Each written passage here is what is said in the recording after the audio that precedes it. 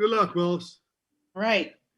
All right. Hello. Welcome, everyone. I'd like to welcome you all to this very special program, When the Garden Was Eden, remembering the 1970 New York Knicks. My name is Lily Tuttle. I am the curator of the current City Game exhibition at the Museum of the City of New York. First of all, I would like to thank everyone who stuck with us as we were forced to postpone this event, which was originally supposed to take place in person last May. We are beyond thrilled that we're able to bring you this conversation, albeit in virtual form. Before we begin, I want to give a very special thanks to Vera Penovic, who was instrumental in putting together this program last spring, and we could not have done it without her hard work. But one of the benefits to virtual programming is that it often allows us to be joined by a much wider variety of speakers, since we're no longer hampered by things like time and space, logistics, or location. So this evening, we are honored to be joined by New York City basketball legend, Senator Bill Bradley, Walt Frazier, Willis Reed, and we hope soon to join us, Earl the Pearl Monroe. We're so very excited to have them, and of course our moderator, Harvey Araton, who really made this event possible. I also wanted to note that tonight we will be able to showcase some of the incredible photographs documenting this era of New York City basketball that were captured by veteran sports photographer George Kalinsky. As the official photographer for Madison Square Garden starting in 1966, George covered some of the most exciting, iconic moments in New York sports history. And just on a personal note, this particular chapter of New York's basketball history, as told through these incredible photographs, was one of my favorite aspects of putting together the City Game exhibition and this beautiful companion book, which is available for purchase on the museum's website. I also want to share that later in the program, comedian and Knicks superfan Bill Murray has a brief message that he wants to share with all our Knicks fans in the audience tonight. And I want to give a very special thanks to our own John Heller for making that possible. Thank you, John. And if tonight's program wasn't special enough already, we're happy to add on a sort of after-party event with Harvey Araton, whose newest book, Our Last Season, A Writer, a Fan, and a Friendship, was just published. Harvey will share some of his reminiscences of Michelle Mulser, one of the Knicks' great mega fans of the past 45 years, as well as his views on the future of the arena experience. We'll bring our speakers to the screen in just a few moments, but before we get started, I really have to mention that the museum is currently open, and we would love for you to come join us on 104th and 5th Avenue. You can see our spectacular City Game exhibition in person, as well as the many other outstanding exhibitions that we have on view. You can purchase a timed admission ticket at mcny.org, and we hope to see you soon. There is no question that, like many other institutions, the Museum of the City of New York has struggled a lot over these past 7 months, and that we will continue to struggle in the year ahead. I believe in the resilience of New Yorkers and the resurgence of our great city, and we're more committed than ever to our mission of chronicling and sharing countless stories of New York and its 8 million citizens, whether it's through membership, donations, or attending any of our wonderful programs just like this one. You play a vital role in ensuring that the Museum of the City of New York continues in its role as New York City's storyteller. Please check out our website, mcny.org, for all of our virtual and in-person offerings and to lend your support to our year-end efforts. Okay, with that out of the way, a few logistical notes before we get started. We'll be taking some audience questions via the Q&A function at the bottom of your screen. We may not have time to get to every question, and we thank you in advance for your understanding and for your enthusiasm. We will not be using the hand raising or the chat functions tonight. Closed captioning is available, and you can enable that at the bottom of your screen as well. So now, without further ado, I would like to introduce our moderator, Harvey Araton. He will kick things off and then introduce our august speakers. Harvey Araton has reported on sports in New York City for 40 years, the last 25 of them at the New York Times. He wrote the Sports of the Times column for 15 years, reported on 10 Olympics, and is best known for his work on basketball and tennis.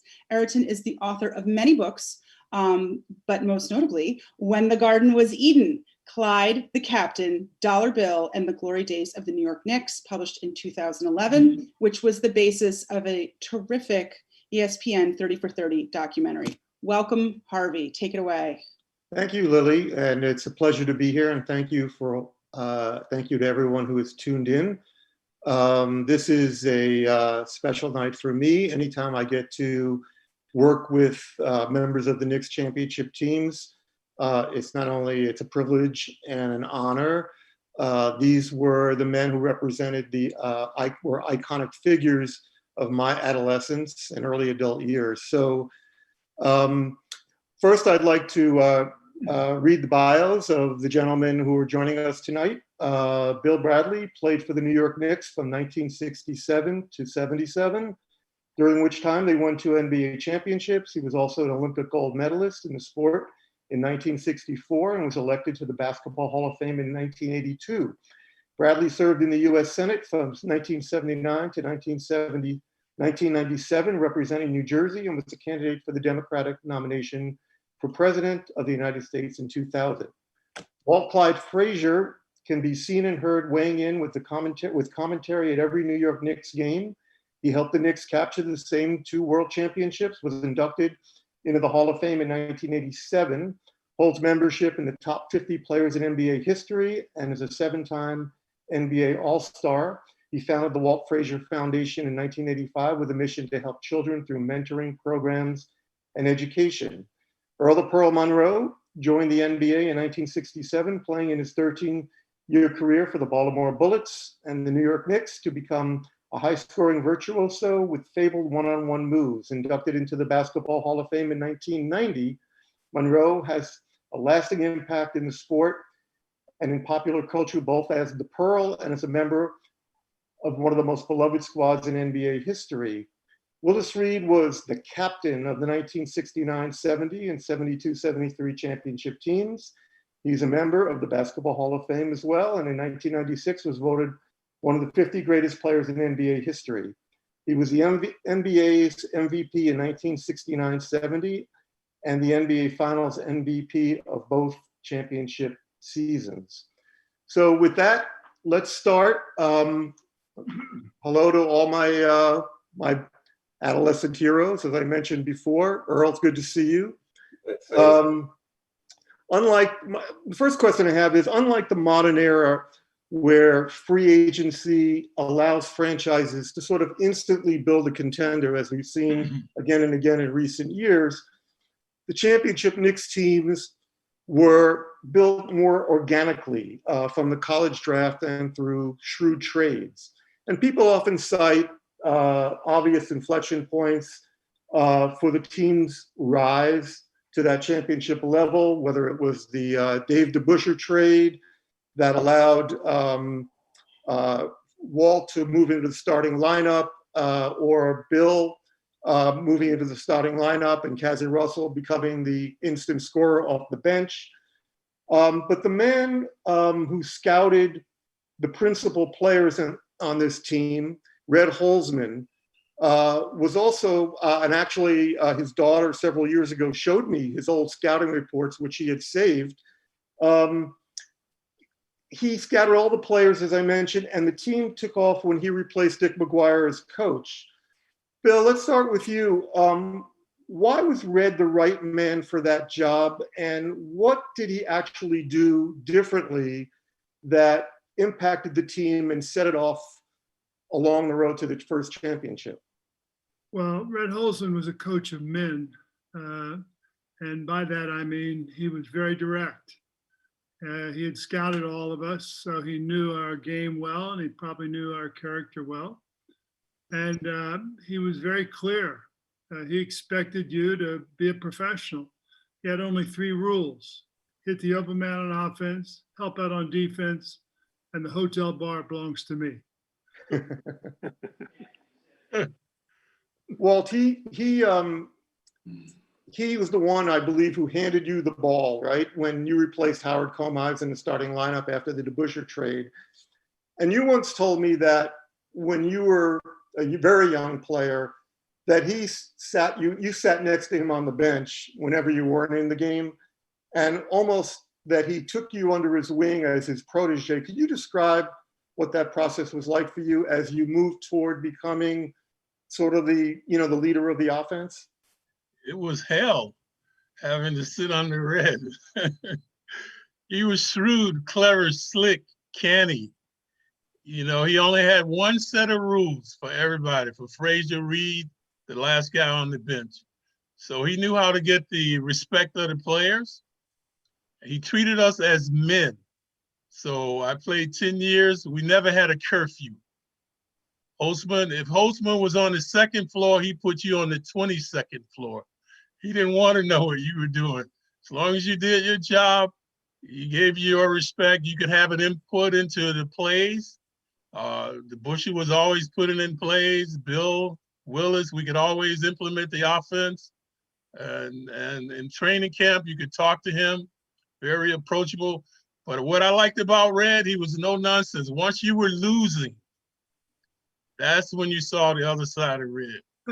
He said, you make my life miserable, I'm going to make your life miserable.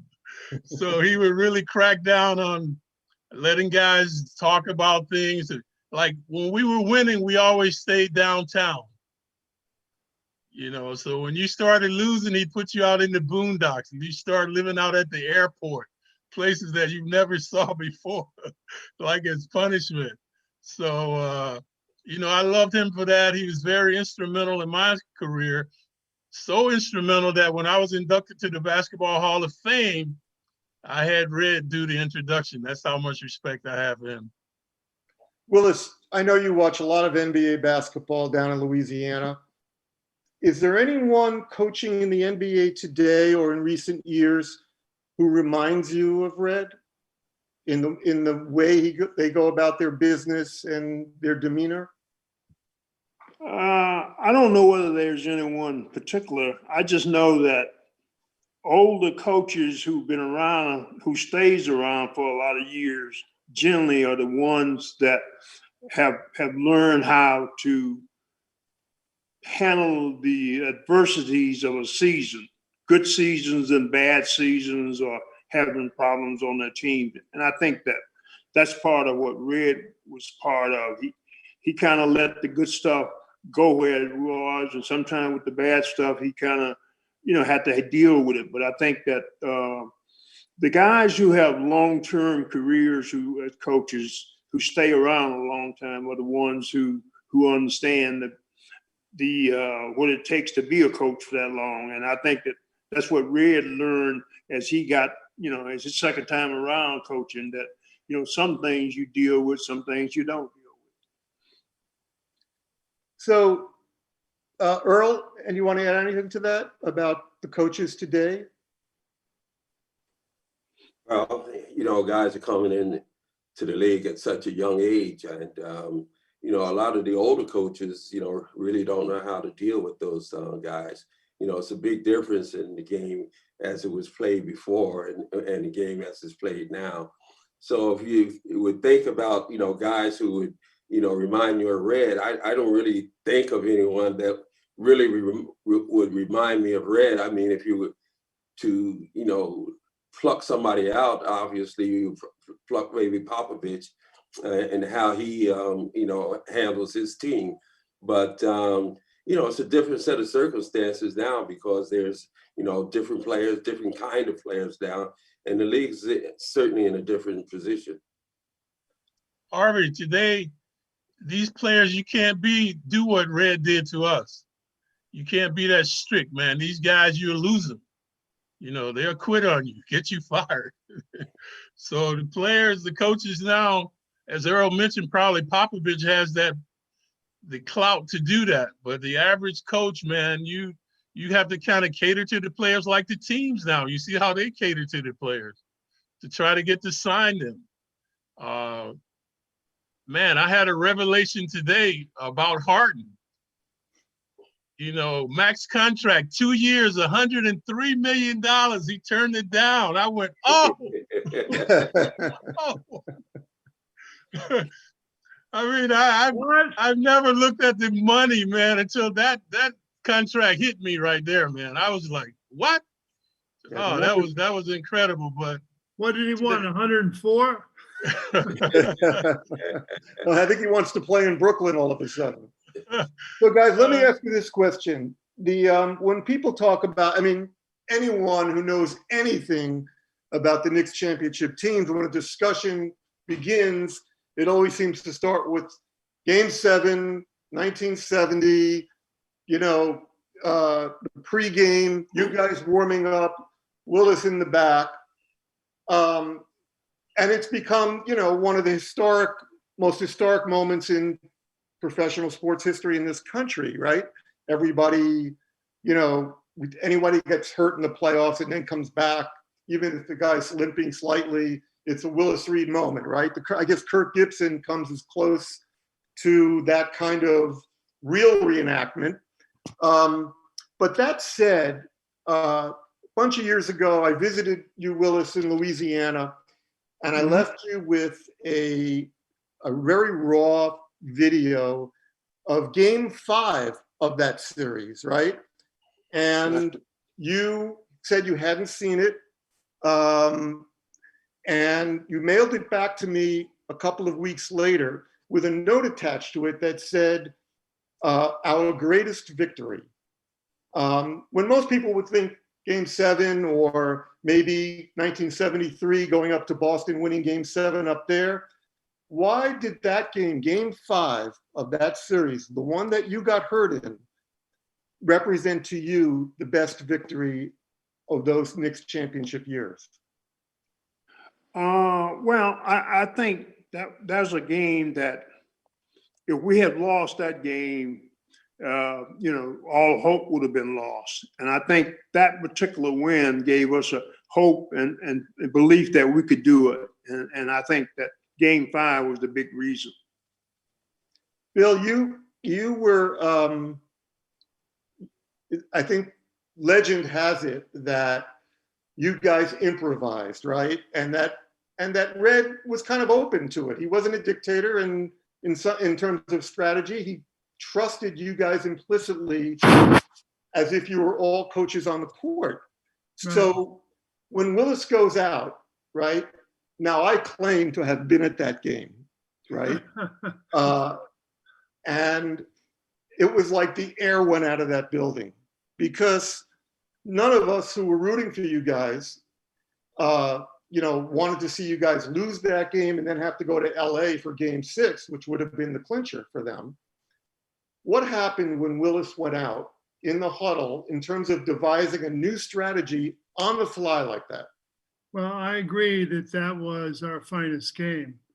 I think that the game illustrated certain things about the team that existed all year and that built over the course of the year. Kind of a selflessness, right? A real interest in using your imagination, like you just said, right? And a real discipline. And so here we were in the 5th game, the most valuable player, Willis, in the league, goes down. As you say, the air goes out of the garden. We go in at halftime, and Red looks around and says, okay, what are we going to do? And so we devised an offense at halftime. It was like a 1-3-1 zone offense kind of. And we went out and implemented it in the second half. And that took people who were selfless. They had to be disciplined to run it. And they had to have imagination to have thought about it. And of course, the defensive strategy in guarding Wilt without Willis in the game. And it was sort of like a several people getting a crack at him, Dave and Dave Stallworth. I just want to, that was a special night, obviously. But I just want to go, and then I want to go back to Game 7.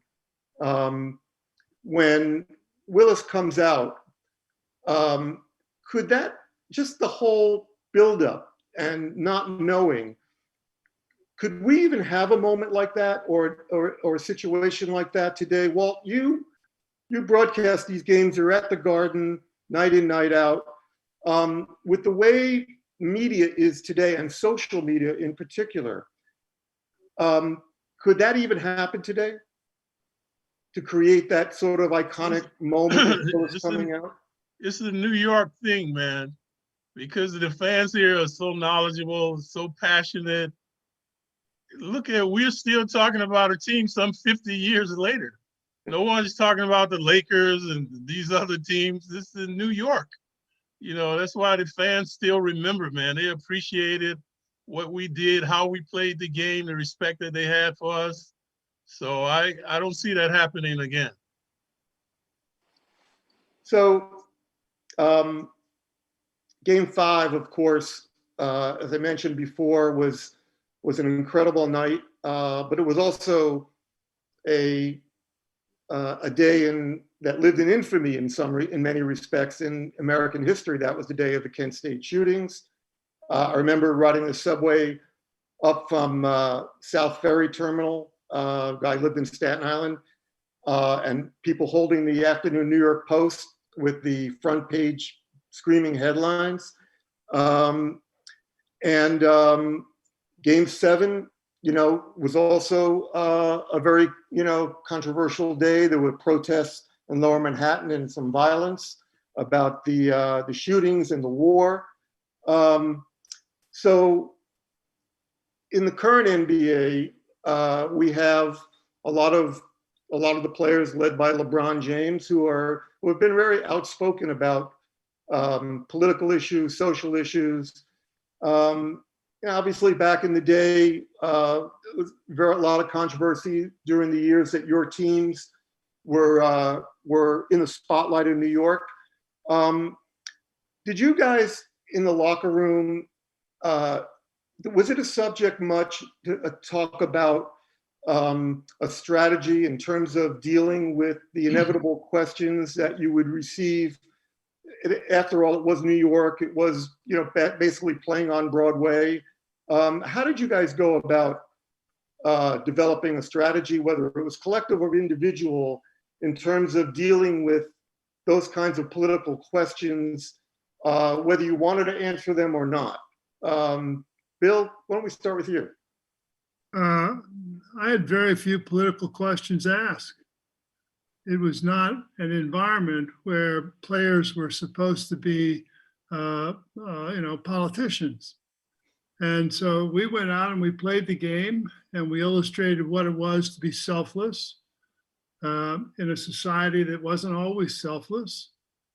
We went out and we demonstrated what it was to be disciplined. We were dealing with things that were deeper than a political moment. And we were dealing with the things that could affect everybody every day of their lives, and trying by our example to illustrate a way to handle things. Willis? Well, I think, we kind of read the papers a little bit, the front page, listened to what was going on, but basically we really was still involved in our lives of trying to be a basketball team and trying to win. That was most, and Red kind of always talked about, that's where we got to work. Do your job. Don't be concerned about everything else. Make sure you come and do your work. And that's what we tried to do. Yeah, in many ways, I think the Knicks, you guys were a biracial team, and from many different backgrounds, different parts of the country. And in many ways, the way you guys conducted yourselves, the way you communicated on the court, made a statement in itself about, a lot of what America, aspired to be wasn't necessarily happening in the country. But I always thought, looking back, that it was the example you guys set as a sort of harmonious unit of people from different backgrounds that really was a great message. Yeah, I thought, Harvey, that's how we captivated the fans. On Saturday night, people came to the Garden to forget about Vietnam and their problems and watch the Knicks. Cohesive unit. Nobody saw color. We just saw our team. And that's how we played the game. Hit the open man, a tenacious defense. You mentioned LeBron James and those guys. Today, they talk about the racism. We were living it, man. We lived it. I lived it. I grew up in the South. Willis grew up in the South. You know, Earl was in Philly. Bill was up here. So I knew the difference when I crossed the Mason-Dixon line, man. I've ridden in the back of the bus. Check this out. In 1970, I'm driving a Rolls Royce. I used to drive from New York to Atlanta. Never had an altercation, man. Because the way I was brought up to respect people, you know, my grandfather used to always say, man, if you respect people, 9 times out of 10, they will respect you. So I got stopped a few times by cops. You know, they were looking at my car and I'm going, yes, sir. No, sir. You want to drive it? You want to ride in it? Hey, man, never got a ticket. Never anybody harassing me. So that's how you learn to deal with the situations. So, you know, in New York, we didn't really feel that racism. But you go to Atlanta, you know, it's different. You go to these other cities. I'm sorry, Earl, you drove a Royce as well, right? Yes. But I didn't drive to Atlanta. Yeah, you know, it's interesting because I went to school in North Carolina. And, you know, during that time, there was a lot of things that were going on. We were, like Clyde said, we kind of lived this whole thing. But, you know, in North Carolina, coach told us, hey, this is where you can go, this is where you can't go. And we lived that way. That was the way of life, you know, and this is how we lived. And, you know, we made it like that. We were able to go and do things that, you know, a lot of other teams weren't able to do because we're a winning team. We played over at Wake Forest against those guys, which wasn't supposed to happen. You know, blacks and whites weren't supposed to be playing against each other, but we did it. And, you know, but we always were cognizant of what was going on around us. And we had the Ku Klux Klan marching through the streets all the time. You know, we went out to try and register people voting in the rural areas of North Carolina. So, you know, we lived all that. And, you know, coming into, let's say, up north now, you know, there was still a certain, you know, systemic racism that we felt, but it wasn't as blatant as it was where we were. Earl, you also were a uniter. I mean, your coach in college, Big House Gaines, his son once told me that that there were integrated crowds to watch you play when you were at the height of your college career, and in some respects, you know, again, that kind of repeated at the Garden. I always felt like the Knicks of that era were the team that New York maybe has identified with more than any other professional sports team in all the years that I was covering sports or even following sports in New York. Now you played 2 Game 7s, 1970 and 1971. You lost the first, you won the second for the Bullets. Could you just describe, because there's so much, people talk so much about what the Garden crowd was like back then. Could you just describe what it was like to play as an opponent in a Game 7 at Madison Square Garden in those years?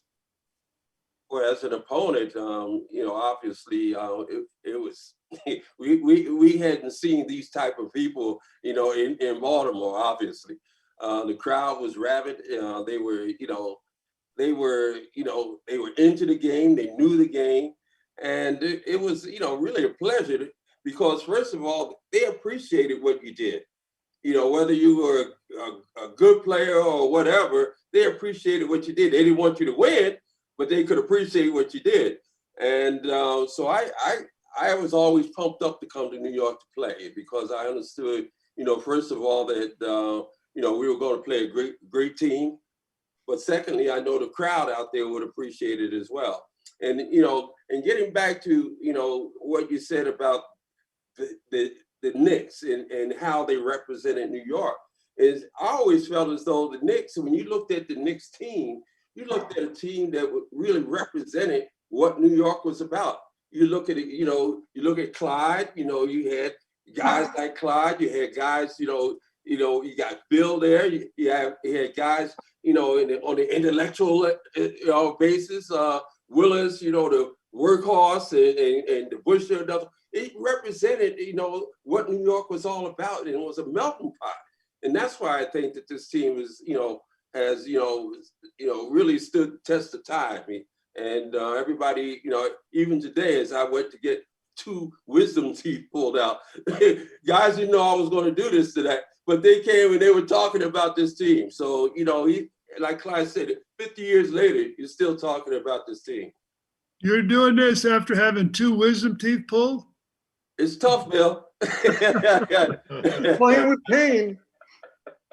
Speaking of that, speaking of playing with pain, so there are a couple of moments after Earl joins the Knicks, after ousting the Knicks from the playoffs in '71. Earl joins the Knicks in a trade from Baltimore, and there was a lot of skepticism about whether you and Clyde could play together. Bill, I believe you once told me a story that Phil Jackson, expressed some apprehension about whether it could work because of the style that Earl played in Baltimore. And you kind of said to him, "Oh, what are you kidding? The guy's, he's a basketball genius." And of course, you had that famous game against Earl in the Baker League, where, I remember that, reading about that. I was fouled by Trooper Washington on the last-second shot. No. The final score between Bill and Earl was something like, the personal battle was like 69-63. And it was the kind of score that the Knicks and the Heat played in the 90s, their final team score. But you kind of intuitively knew. The bigger the scores get. You intuitively knew that Earl would fit in. And there's a game, obviously a famous game, where you guys, scored the last 19 points of the Milwaukee Bucks, who merely had the guy who would go on to become the league's all-time leading scorer in Kareem Abdul-Jabbar. When you guys somehow scored 19 points in a row to finish the game, Earl scored 11 of those 19 points, including the game winner on a pass from Walt, as he, I guess, drove into the lane and kicked it out to Earl with the jump shot. Was that, Earl and Walt, was that to you guys a defining moment? Because Earl struggled his first year, new team, he was selfless enough to say to Red, I want to show respect to the great Dick Barnett and not supplant him in the lineup right away. And so I think, Earl, you averaged about 11 points a game that year. Don't say that. So was that moment, because that game was fairly early in the second season, right? Was that the moment that sort of brings the clarity of the backcourt, the Rolls-Royce backcourt of Walt Frazier and Earl Monroe together? Willis, how do you remember that game? I don't remember the game. Vaguely, right? 19 points in a row? Woody Allen once told me that was the greatest game I've ever seen.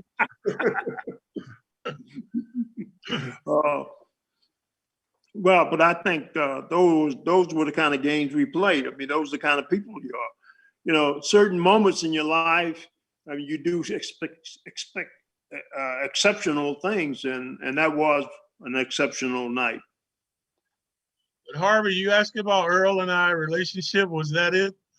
That wasn't really it. Our relationship started when he was with the Bullets. There was so much mutual respect there. I'll never forget, my friends used to say, what do you guys talk about, man? I go, man, I never talked to him. They go, come on, man, you all over this guy like that? I go, man, we never say anything. I said, sometime he'll say, Clyde, good defense. Sometime I'll say, Earl, great shot. And that's what we did. He was my nemesis, the only man I ever dreamt about. But that was that respect there. We never talked, we never said anything. So when he came to the Knicks, there was never a problem like the media thought there would be about who would get the ball. And I think you mentioned Earl only averaged 11 because he was too condescending to the team. He didn't want to step up and try to take over. He just stood back in the background. And, from his personality, when you watch him on the court, he's the antithesis of that off the court. He's not the flamboyant guy you see with the ball. He's a team player, one of the best guys you'll ever meet, very generous person. So from the first time he came in the locker room and we saw that demeanor, man, we just opened up to him. Everybody came over instinctively, welcomed him to the team. And that's the way it was, the ultimate respect. Well, Harvey, you mentioned that game. I do remember that game.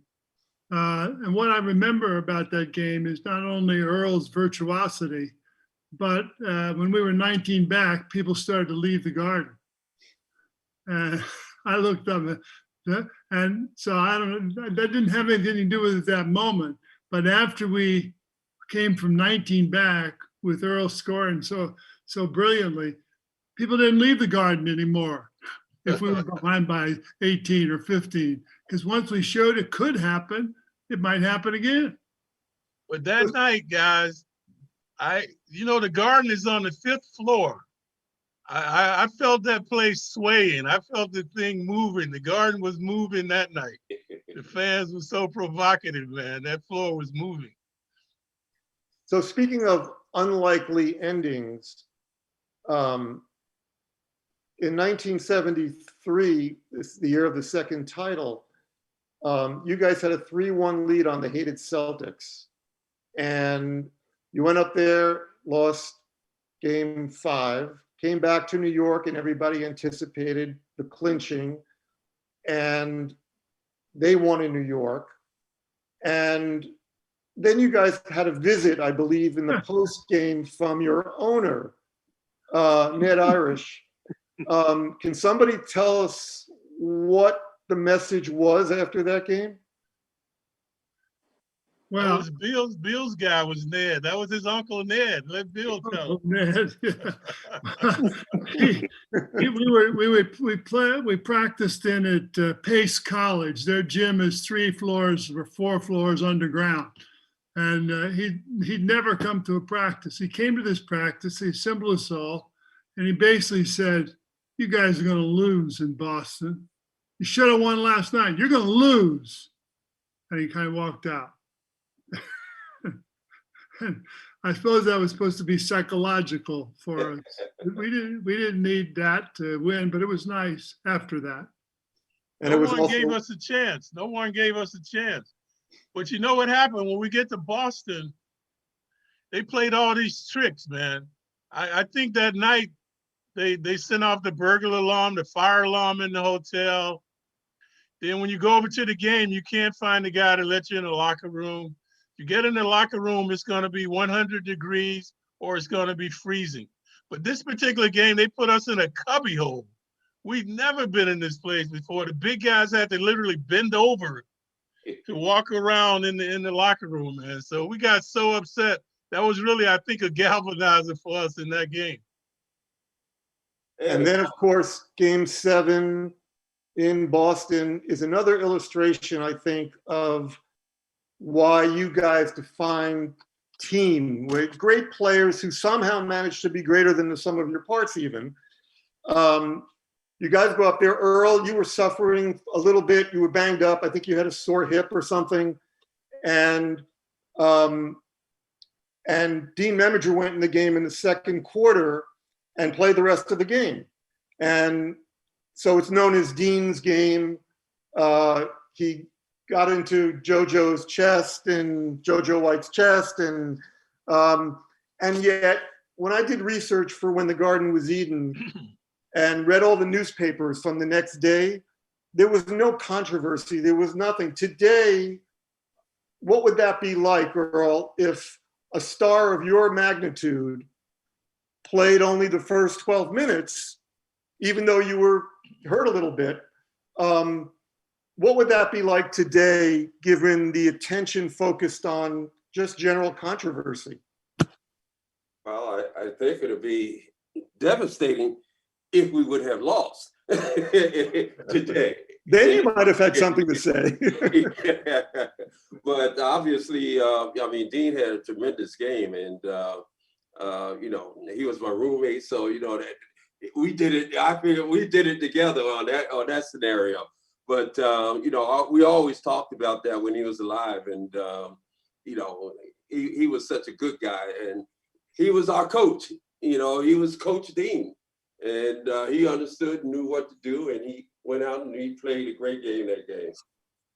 And then you came back and had a hell of a finals against the Lakers for the second title, which occurred. You know, it gets less fanfare. You know, the Boston series obviously is well remembered. The finals, especially in New York, it happened late night. There was, I think it ended. I think it was the game started. The fifth game started at 1 o'clock at 11 o'clock at night. So in New York, it was 1:30 in the morning when it was all over. I remember staying up. I was in college and watching on television. But you know, so that's why often I think people overlook that second title, at least the final series against the Lakers. But it, you know, it was a five-game dominance. Let me just throw something out at you guys. David Stern once told me that your teams and the electric atmosphere at the Garden provided him an early glimpse. He was an attorney for the league. I think he was an outside attorney at the time. But it provided him an early glimpse of what the NBA could actually become because of the fanfare, the involvement of Madison Avenue, the celebrities at courtside. And he said that he began to see very attractive, athletic men, very visible because of what a basketball uniform looked like, that if the league could develop a marketing apparatus in the future or at some point, that it could become something much more transcendent than a mere sports league. In other words, kind of blurring the lines between sports and entertainment, which is exactly what happened, I guess, starting with the Bird Magic era and then on with Michael in the league and into the 90s and this century with LeBron. And as I said earlier, you know, maybe it wasn't as much a national phenomenon, but certainly in this region, you guys made the Garden sort of the center of the sport of the New York sporting universe. But I'm wondering how much interaction, again, different times, different era for athletes, how much interaction did you have not only with the celebrities who were courtside, but with sort of regular folks in the city? I mean, whether it was on the subways, you know, playing hoops at the 92nd Street Y or any other Y around the city. Was there a lot of were you guys more visible back then than the players are today? They seem much more removed from the city that they play in. No, I would say no, man. These guys today, they meet Obama. I've never met a president, man. You know, the social media now, the way they cater to the teams, these guys are really, really tremendous celebrities, international celebrities. You know, not only in the US, look when they go abroad, what happens. Because there's so many foreign players in the NBA now. When we played, most of the guys were from the USA. There were hardly any foreign players. And now a third of the players are from all over the world. So the NBA is really an international sport like tennis, and the impact that these players have, the stage that they have, and they know how to utilize it. They have they sell their brand. I mean, we talked about LeBron, what he does, but there are many other guys that follow in his footsteps. So there's no comparison, Harvey, to the adulation that these guys have as opposed to when we played.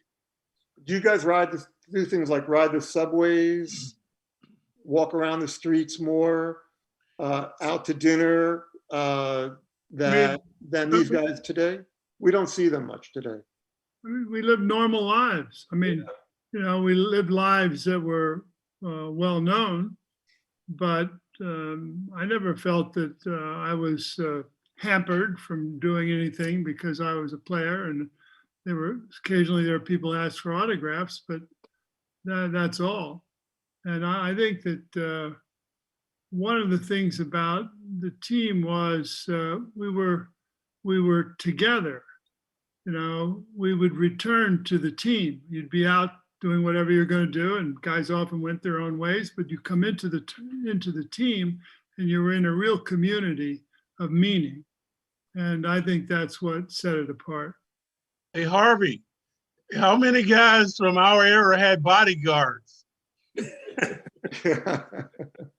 Well, I used to occasionally see Willis in Allen's, a restaurant on 2nd Avenue, and he didn't have a bodyguard. But then again, Willis didn't need a bodyguard. Wilt Chamberlain didn't have a bodyguard. Bill Russell never had a bodyguard. Michael Jordan needed a bodyguard. All these guys, Carmelo, all these guys have bodyguards, man. They can't go around.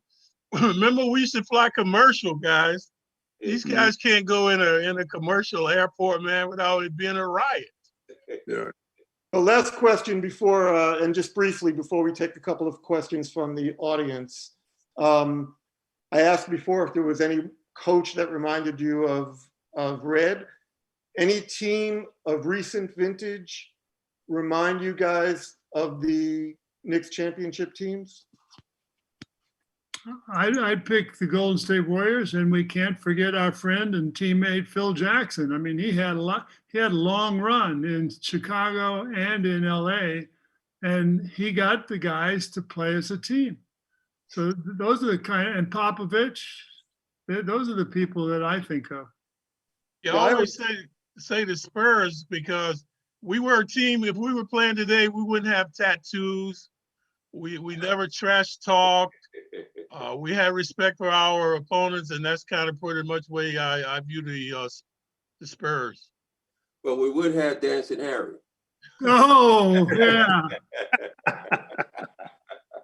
All right, let's take a couple of questions before we run out of time in the hour. Here's one, a question for Willis. Clyde has always said that when you came out of the tunnel in that famous moment prior to Game 7 versus the Lakers in 70, he looked over at the Lakers, saw the looks on their faces, and thought, we got them. As you entered the floor at that moment, knowing that you were going to give it a go in spite of all the pain, what were your own personal thoughts? What do you remember about those historic few minutes? Well, here's the thing about, Game 7 is that as a kid growing up, you always dreamed about, because I used to listen to the St. Louis Hawks on KMOX out of St. Louis on radio with Pettit and all them. And I was a big Bill Russell fan. And so you always dreamed about being in that particular moment. And here I am playing in what was a historical game, a big, important game, championship game. And I'm basically not physically healthy. And I'm saying, what a predicament I was in. And, I was concerned. And luckily enough, it's unbelievable that the game start and I get the first shot.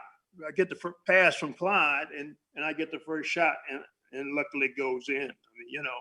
But it was a great time. It was one of those great moments in your life. And I think with team basketball, team sport, I always thought we as a Knicks team was a feisty little team, a team with true grit. John Wayne movie with True Grit. I think that's what we were. I mean, we were a fighter. You know, we were not as big as everybody else, not as strong, but we were giving them an extra effort, and that's what we always got out of the players, because that's the way Red pushed us. And I think that moment demonstrated Willis's courage and his leadership. And he put it all on the line for his teammates, and we knew that. I also think that the game belongs to Willis, but Clyde had the finest finals game, I think, in history in terms of points and assists. And so I think that the game Willis demonstrated was one of real heart. And I think that Clyde, took his game to the top. And people don't always focus on that. That leads to the next question, Walt. I know you enjoyed beating up on Jerry West in that game, but you also had to deal with a college teammate, Dick Garrett. How hard was that to basically destroy him as well in Game 7? Yeah, I was happy when they took him out of the game, man. I was, had played in college with him, won the NIT with Dickie. And, he was trying to guard. He still hasn't lived that down, man. His friends still talk about it. So he's still under the auspices of the Clyde, man, from that game. But if Willis didn't do what he did, I would not have had the game I had. You alluded to the fact that when I saw three of the greatest players ever, West, Baylor, Chamberlain, when Willis came on the court, I see Chamberlain now holding the ball on his arm, West standing there, and I go, man, we got these guys. That gave me so much confidence. And then the captain made his first shot. Then he make his second shot. I go, there's nothing wrong with this guy, man. I was like, he's all right. But what I didn't know was that he'd been there all day. Willis, what time did you get there, Willis? You were there getting treatment. I spent a lot of time with Danny, with Big Time that day. It was a tough day. I mean, you want to be in a championship situation, and here you are. You're not 100%. I mean, yeah, one leg and the tough predicament. But I think the great thing for us was that all the chips fell our way, because we ended up playing in Madison Square Garden, late game, where all the crowd they were enthusiastic. They just knew we were going to win, and I thought that the crowd was always great for us at Madison Square Garden, especially during the playoffs. Harvey, go ahead, Bill. A few years ago, we had a 40th anniversary party in the back of the Tribeca Grill, and showed a little film and had the film of Willis in that moment. And each of us then said something about what we mean to each other. And Earl, he said, I never will forget. He said, I wasn't on the team in that moment. I watched the game from my couch in my living room. And when Willis came out, I had chills. And when I saw it today, I had chills again. You just took what I was getting ready to say. Harvey, we talked about Red Holzman. So in this night, everybody's in the training room. Willis is in there. All the players kept coming in.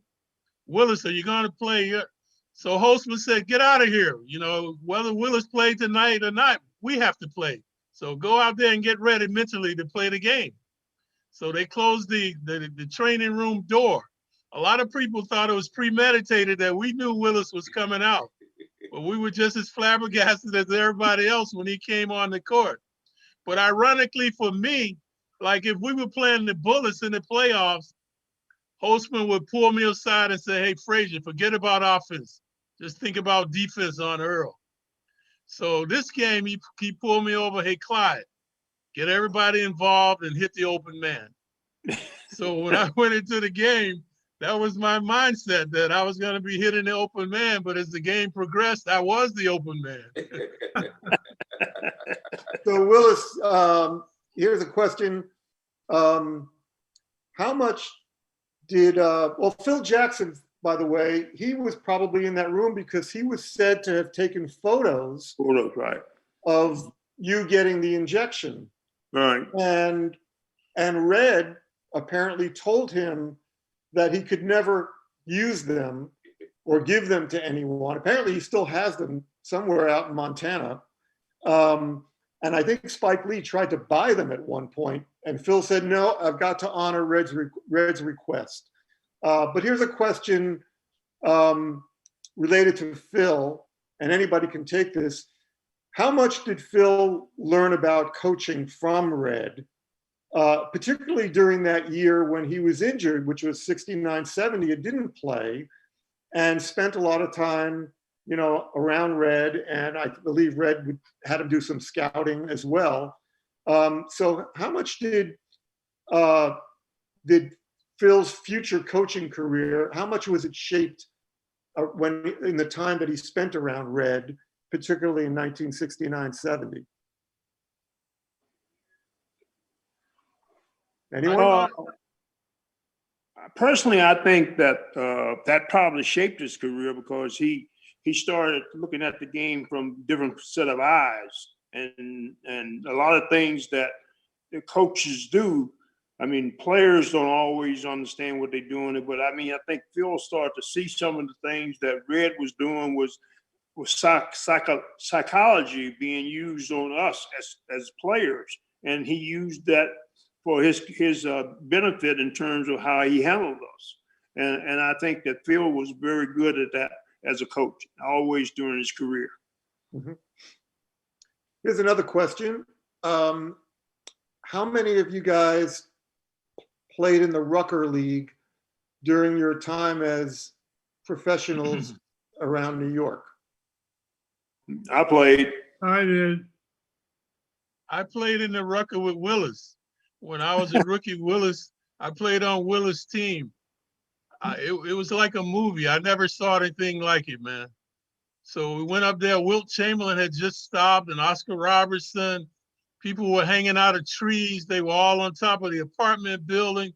The players could hardly get on the court. The people were all around. So Willis goes up for a shot. The guy blocks his shot, man, off his forehead. And I was like, who are these guys? Guys were jumping all over the basket. I was so intimidated, man. I was like, you know, and I never heard of any of these guys, man. They were just guys off the street. But he should have never blocked Willis' shot, man. After that, Willis like went berserk. He started dunking on him and scoring baskets, but that was a game I'll never forget, man. Just being up at Rucker my first time. Very intimidating. Earl, did you play in the Rucker League? I know you played in the Baker League. Did you play Rucker ball as well? No, I never played in the Rucker. You know, that was our enemy, so in the Baker League. So I never played in the Rucker, but obviously, you know, I know a lot of guys who did play there, and a lot of reputation. But when you think about the Rucker, you know, the court is only about 30 feet long. So, you know, you can't do with so much on there, but you had guys spinning and dunking and you know, like Clyde said, jumping over they have one guy that they were saying helicopter. He would jump up there and put a quarter on the top of the basket on the backboard, and then jump up there and put 2 dimes and a nickel and take the quarter. Oh, come on. Well, at least the Rucker League was outside, right? The Baker League, if I'm not mistaken, wasn't that played indoors in a very stifling, hot and humid environment? It was at the Bright Hope Baptist Church gym. Yeah. Right, Earl? Yep. And the pastor of that was a guy named Gray, and his son became a congressman and majority leader in the Senate, in the House. Yes, and you know, even now, I mean, people still go back there. It's not happening the way it was before, but you know, people still remember it. And we used to say it was an organized league. We used to, like the Rucker wasn't an organized league to us. We played civilized basketball. You know, we had plays. You know, we had tempo and so forth and so on. There was also the Maurice Stokes game. That was the big game. Up at Kutcher's Country Club, right? Yeah, where all the pros came, and yeah, that was sensational. So, Bill, you were a Princeton guy, and you know everybody thought Ivy League background. And did you go down to the Baker League to prove something, or just because you were curious about what that experience would be like? Well, I was teaching at a street academy in Harlem that summer, and I would twice a week take the train down to Philadelphia. And Sonny Hill, who was my coach, would pick me up and we'd go over to the Bright Hope Baptist Church. I did it because my first year, you know, I was a giant failure. And I went down there to try to improve my game. And in the process, I met a lot of great people, including Trooper Washington, who blocked my shot in the finals against Earl, but really he fouled me, Earl. No. Unfortunately, there's no video to prove it. But. No video. So I think we have time for one last question. But I heard Earl used to get there at halftime, man. Earl didn't show up until halftime. And he still got 60. Hey, Bill. So I think we have time for one last question. And we started with Red, and I think this last question will allow us to finish with Red. And the question is, when you guys went up to Boston and won Game 7, and there was another Red on the other team. He was by that time no longer coaching, but he did represent the face of the Boston Celtics for many, many years. So how did Red Holzman react after you guys won on that hallowed court, Boston Garden, in Game 7? Anybody remember? Yeah, I remember. Red never really demonstrated emotion. But when we beat the Celtics in Boston, which was Red Holzman beat Red Auerbach, we come into the locker room and Red is pumping his fist and saying, yeah, yeah. It was I never will forget that. That was the most emotional I ever saw. The thing I loved about Red was when all hell broke loose and we were losing, you come to the bench. He's unflappable. It's just like the game just started. He's always under control. Okay, guys, this is what we're going to do. And this was indicative in the game where West made the long shot and we had to go into overtime. You know, you go to the bench, Red is just waiting on you. All right, come on, guys, come on. This is what we're going to do. Got to play 5 more minutes. Don't worry about it. We're going to get him. So I always like that about him, man. He always, no matter what happened in that huddle, he was always in control. Well, before we conclude, I just want to, first of all, thank you guys. It's, as I said, it's a privilege for me to do this.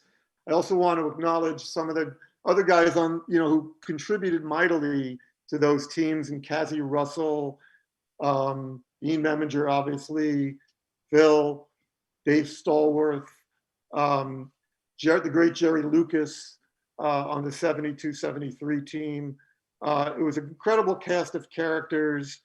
As I said, I can't think of another team in all the years that I've been following or covering and writing about sports in the New York area that people identified with more. And obviously the legacy, which is, in part, let's admit, helped by the fact that the Knicks franchise has been unable to win a championship since 1973. But I think the larger issue is that you guys were so unique.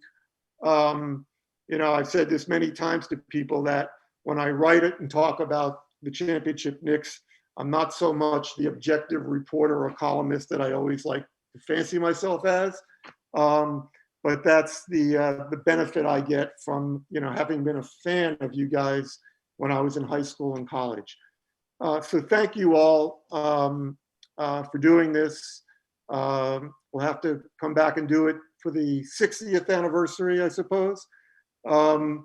And stay safe, everyone. And thanks to everyone who tuned in for this event. Thank you, Harvey. Thank you so much. And Bill, Walt, Willis, and Earl, I thank you from the bottom of my heart for this incredible contribution, this trip down memory lane, this instructional conversation about, amazing moments in New York City sports history. I think we all need these moments and these memories right now. So thank you all so much. And to everyone who's listening, thank you for tuning in. City Game is open at the museum right now, and our beautiful, beautiful book, which has a foreword from Walt Frazier and some of George Klinsky's photographs in it, is on sale now. But I want to thank you guys so much. This was just a wonderful treat for New York sports fans and New York history fans alike. So thank you guys. Have a great night. Feel free to stick around, but we're actually going to turn the conversation right now to a little bit about the fans. And it's just a conversation about what it means to be a sports fan, what it means to go to the Garden, whether it's, stepping into the arena, like sharing a great moment when there's a huge fan victory, and just the moments that are really embedded in our lives as fans. So just as a little pivot and a little change, we have a special guest tonight who has spent his fair share of time at Madison Square Garden, and he has a memory he'd like to share.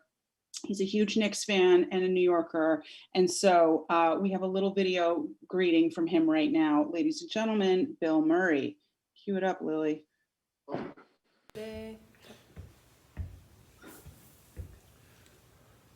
Hi, I'm Bill Murray, and my New York basketball story is really about Madison Square Garden. I had tickets there, Knicks tickets there, and I used to take my sons to the game with me, and it was always very exciting because there were so many people and they were streaming into the place. And if you had tickets, you went in a sort of a side door, and you were taken down below in a freight elevator. And I just remember being in there with my two sons, and we got into the freight elevator, which had an operator, and the big doors closed, and my sons began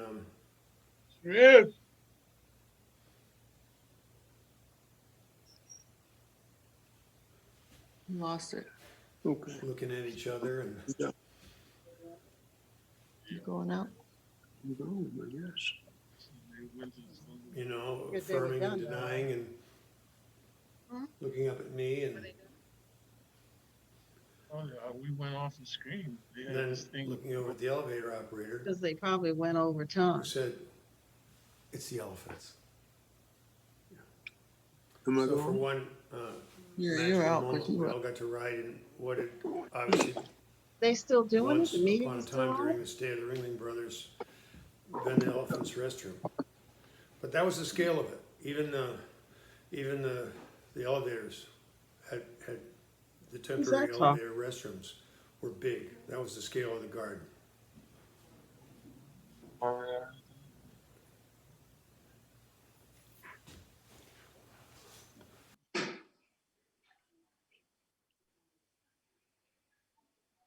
Okay, well, so that was an anecdote that can only be described as classic Bill Murray, but it does bring up some great points about how fans experience the game, and just sort of the ever-evolving experience of watching games and going to, hallowed arenas like Madison Square Garden.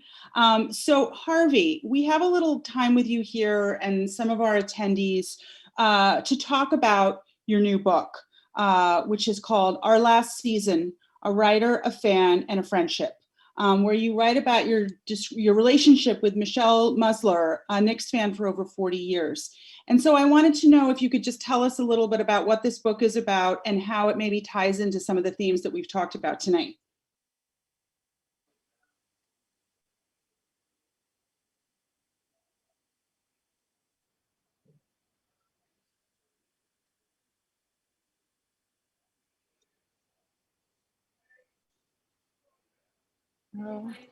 Um, I think we lost Harvey, but we're gonna get him back. So Okay. yes, just hang tight, everyone. Okay.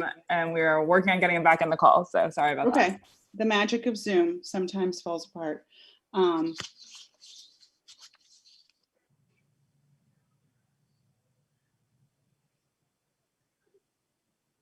We've still got, there's Walt Frazier.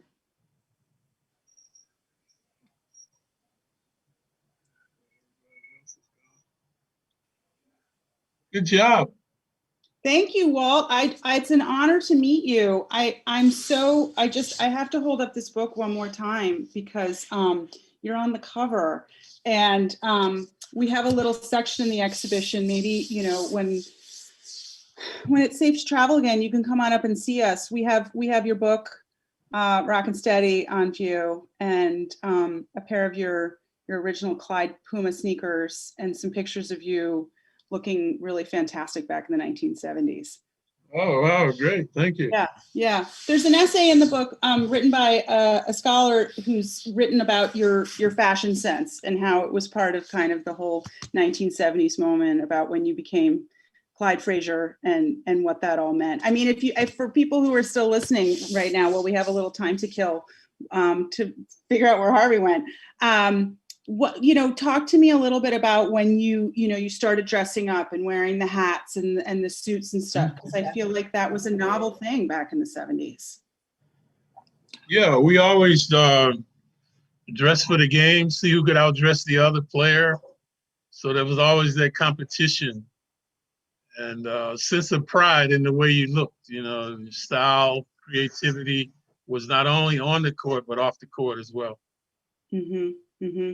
And I feel like you said something at one point, we quoted in the exhibition about New York being sort of the media capital of the United States, you know, the fact that this was something where, the idea of publicity and kind of fashion and the whole look of the game really coming together in New York. Do you feel like other players now, that this has become a global phenomenon, or something where New York players really have something to offer, because of the kind of the special emphasis or the, sort of the attention that's played on New York City players? It says that the host has asked you to start your video. You don't want to go back on? Okay. I think everybody's gone but Clyde. Huh? Oh, I think everybody's gone but Clyde. do we have, is Harvey coming back? No. Dog is growling. Someone's got a real dog there. Wowee.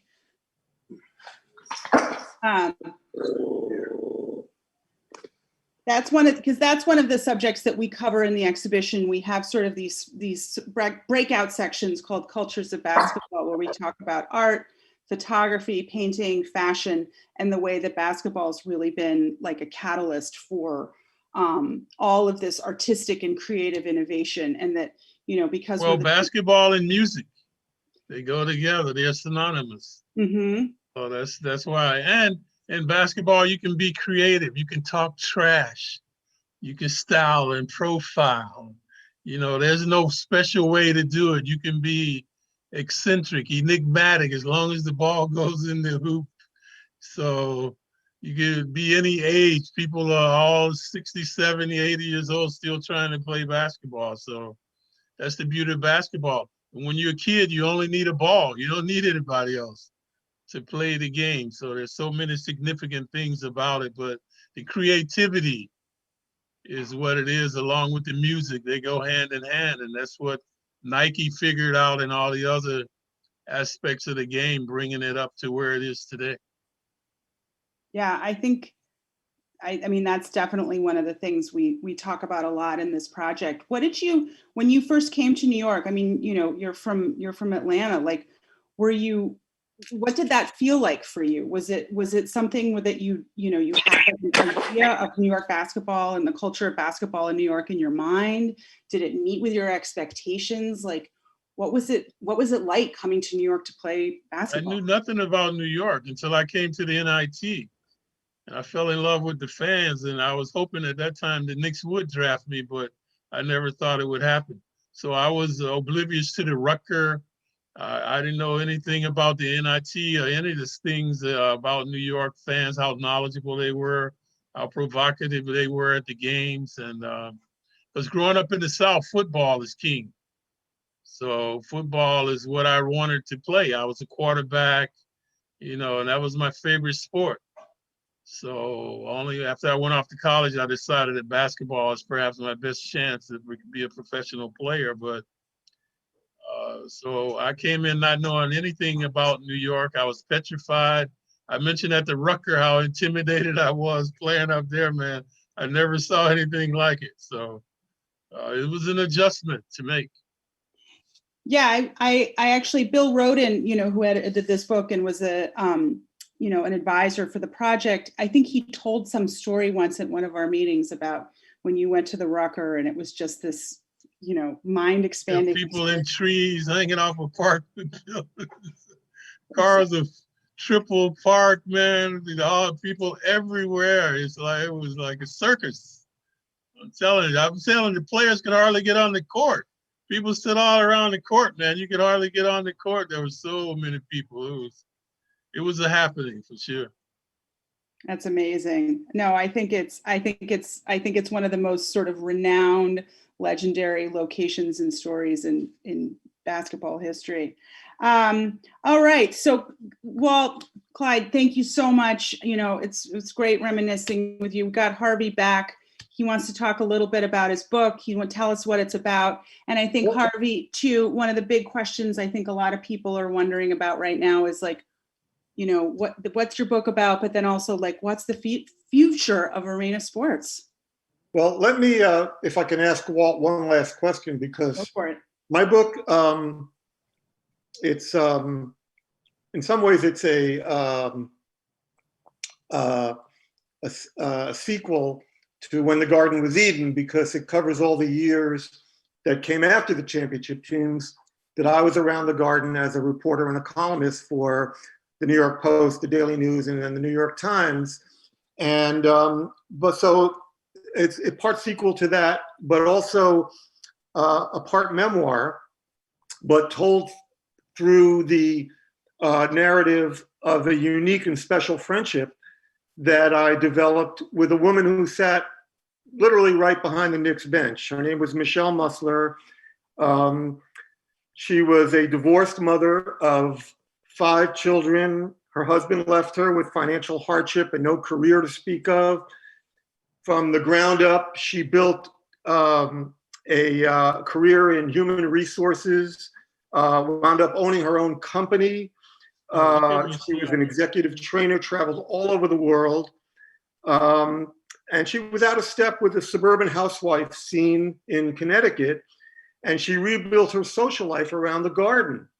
And she somehow infiltrated the world of reporters like myself, players and former players like Walt, their wives, girlfriends, team executives, you name it. And growing up, she had been a tomboy of sorts, the sports editor of her high school newspaper, which was a pretty neat trick for a female back in the late 40s and early 50s. She fantasized about being a sports journalist. She loved basketball the most, but there was no pathway into that industry at that time. So the next best thing was to become my trusted source, my eyes and ears behind the bench. And this relationship grew into something far more meaningful. With her social skills and human resources expertise, she became a career coach and then a life coach for an insecure young man trying to stake out his place in the cutthroat world of tabloid journalism. But Walt, you knew Michelle, and you often stop by, and there's a photo, you often stop by her seat before games to have a chat. What was she like for someone of your stature around the Garden? She was sort of like the polar opposite of Spike Lee. I mean, Spike is a famous film director, sort of the face of the Knicks fans. Michelle was sort of like the non-celebrity celebrity. What was your relationship with her like?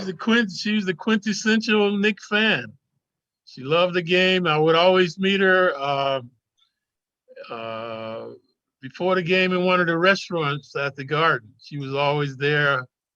And we chat about the game before I went on air. Just a very nice lady, man. I had a lot of respect for her. So she epitomized what the Knicks fans are all about.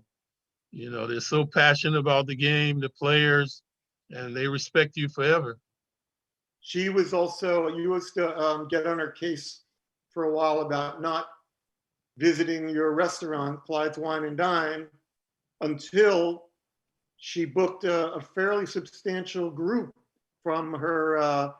She was on the board of the School of Visual Arts, right? And she booked a big party there. So our biggest party, that turned out to be our biggest party at the time. You know, yeah, she was always saying she was coming, and obviously I didn't hold her against her. I mean, you know, if she wanted to come, she would come, but to set up that party, man, was really magnificent, and I was very proud and honored that she did that. She always loved, you know, being in the club before the game. She loved players so much, especially, you know, she followed you, obviously, it was before her season ticket times. Ironically, Michelle's first season ticket was 1973-74. She missed the championship by 1 year and then spent 45 plus years, you know, waiting for another one that never came.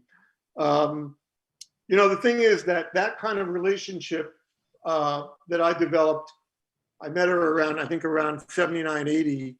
That really wouldn't be possible today at the Garden because the media is now way upstairs. So, you know, other than maybe 45 minutes or an hour before the game, we have no business down at courtside.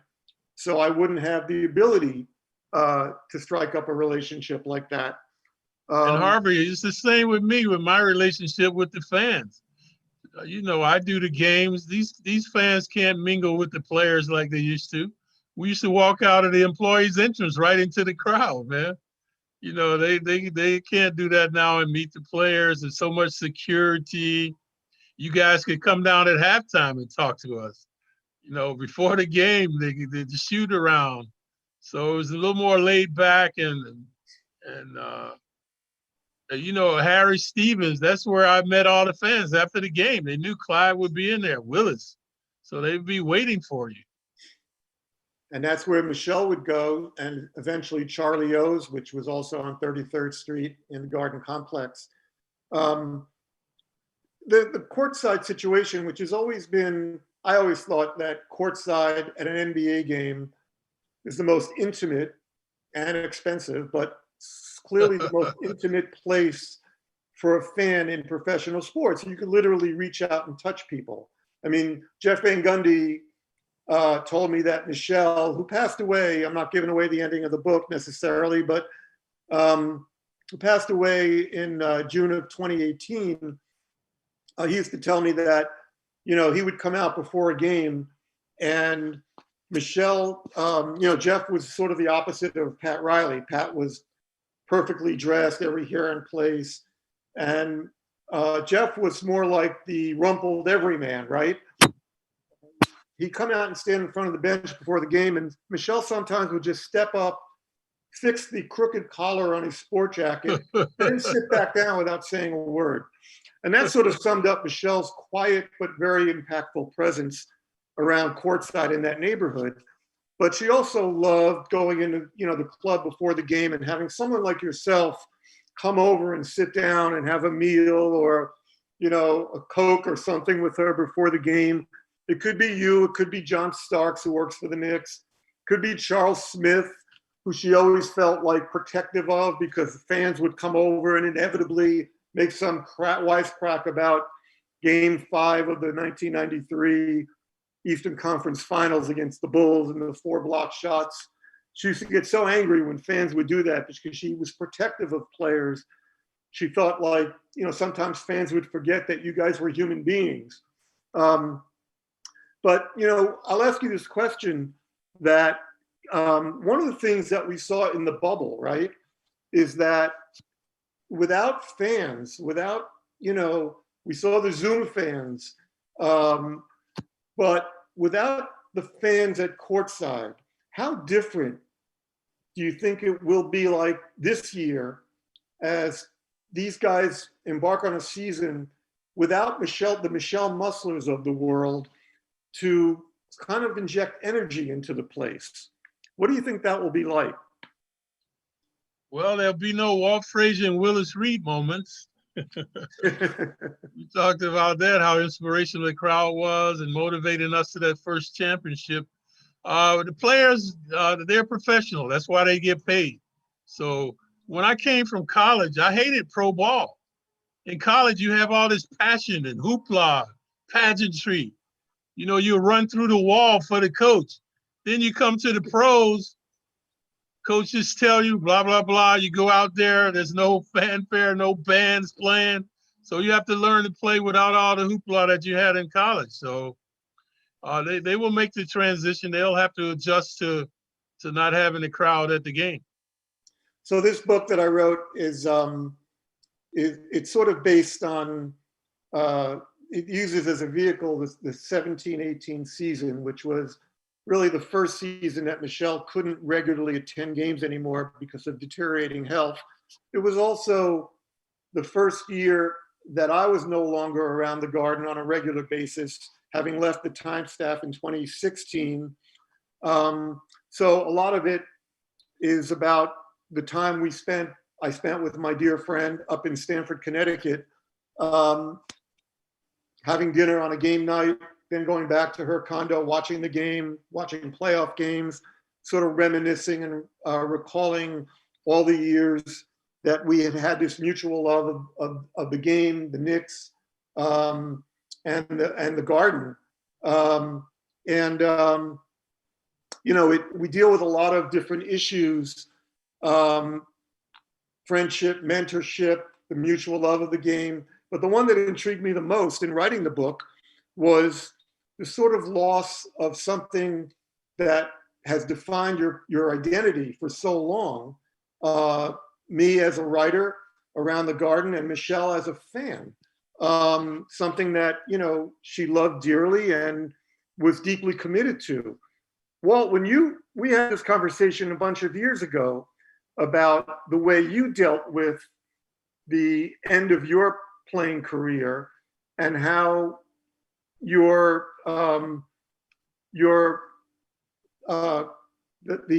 property that you bought in St. Croix helped you kind of, you know, redefine yourself. Could you just tell the people who are still on the call what that was like and what happened for you in St. Croix?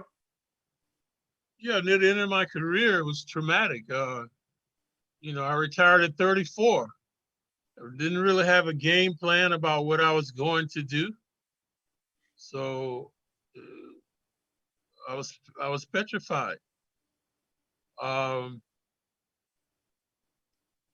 best thing that happened to me actually was getting traded to Cleveland, because getting me out of New York, if I stayed in New York, I would have still been Clyde, going out every night, partying. Maybe I would have gotten into coaching. I would not be in St. Croix if I never got traded to Cleveland. I know that.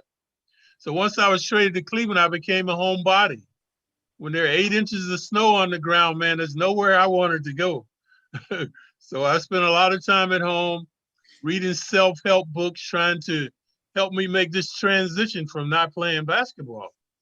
And I had it, Harvey. I didn't want to play anymore. I didn't enjoy practice anymore. When guys scored on me, I used to get angry. I wasn't getting angry. So I knew it was time for me to walk away. And having to go to St. Croix, after reading a lot of self-help books, I knew that was the place for me. And I only went there once. And I found the house. We're talking almost 40 years now that I'm still there. So to make that transition, I always say I came to New York, I was quiet and shy, you know that. Didn't talk much. Then I became Clyde, my alter ego. Then I got traded, I reverted back to Walt. Quiet and shy guy. And that's how I found St. Croix, you know, got into gardening and creating there. When I got into broadcasting, they told me, Clyde, you got to be more animated. You got to talk a little more. But I found from the first game I did on radio, I like this business. I like this. So that's why I worked so diligently to improve my vocabulary, because I didn't want to embarrass myself, my family, my friends. And I've been doing that 25, 26 years. I still enjoy the games, still get psyched up to do the broadcast. And I know I'm a very blessed person the way my career ended up. I would say 70% of players never make a smooth transition to retirement. Well, I should point out that Walt is the original brand sneaker basketball player, having had the Puma deal way back when. And just a couple of years ago, Puma gave you a lifetime deal, right? Which speaks to your longevity in the spotlight in terms of people remembering and you still, still identifying with you. And the other thing is that I visited Walt in St. Croix, I believe it was 2010, and did a story for the Times. It's now a defunct section, the Home and Garden section, about. You mean Walt. I put you guys out of business after you did that? They couldn't do better than the story that we did. And his property down there, which had at that time about 10 or 11 houses, is just magnificent. It's like Shangri-La. And I'm up to 20 now, Harvey. Is that right? Yeah. Well, if anybody wants to Google the story, the headline on it, the headline on it was, I remember it was a great headline written by an editor, Walt Frazier's transition game, speaking to the whole subject of transitioning from basketball superstar to civilian life and how he did it down there with building these, and many of the things that you built down there. I mean, you were choosing the decor and how to, basically how to, all the greenery and the flowers, all that stuff was done by you with some help. But yeah, I highly recommend looking up that story in the Times, and you'll learn a lot about Walt Frazier, the other side. And they'll also find out I'm still king in the garden. Guys, we once again we went over time on the conversation with the team, and this has been phenomenal. I mean, Walt and I were talking during the break about like all of the different ways that all the different cultural things that basketball touches on, like music and fashion. I never knew that gardening was part of the story, but apparently, Harvey, you've really expanded the boundaries of this game. I totally remember the home and garden section, but your book looks terrific. The cover is beautiful.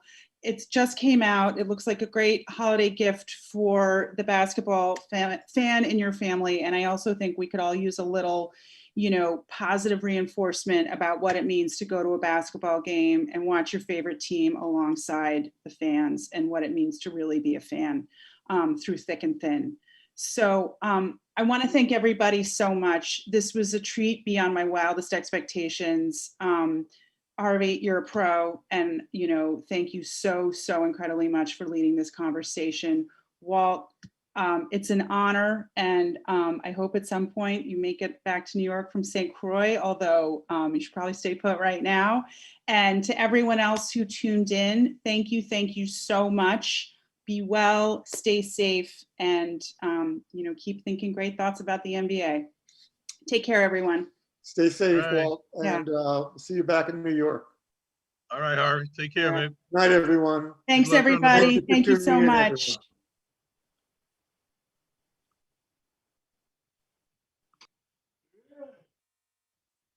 Look at this one.